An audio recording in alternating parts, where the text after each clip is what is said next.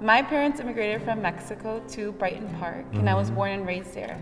And I went to school there, and I'm constantly used to being watched and surveyed by police. And I remember going to school and making sure that I had a clear backpack, making sure I had enough time to go through the metal detectors, to constantly being policed, right? And most of the time, police were not my friend.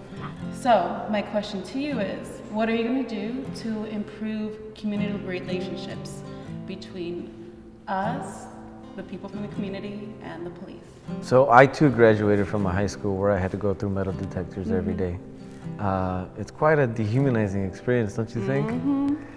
We can't just be talking about improving the relationship with the police as a one-sided approach. We can't be saying that we have to be looking at it from the perspective of the police department and looking at the amount of training that they're receiving, for example. As you know, one of the biggest local issues is the No Cop Academy campaign. I'm against the Cop Academy, and I support the efforts of those 300 organizers. As much as we want police accountability, we also have to acknowledge that police are overburdened. If policymakers were doing their job, police would not have to be the first responders in every situation. Mental health professionals would respond to mental health crises, not the police, who might escalate a situation.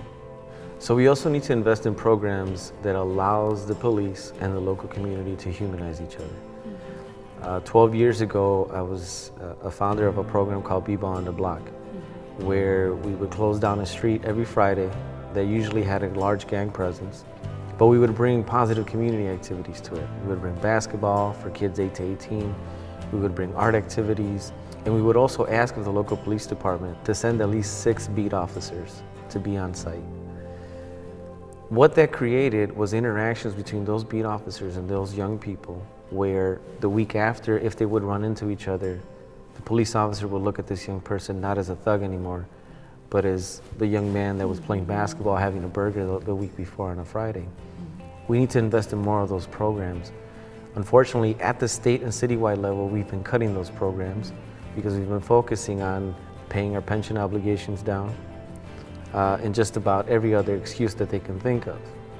The truth is, we need to stop with this moral bankruptcy that focuses on those things and not on the things that are going to benefit the communities.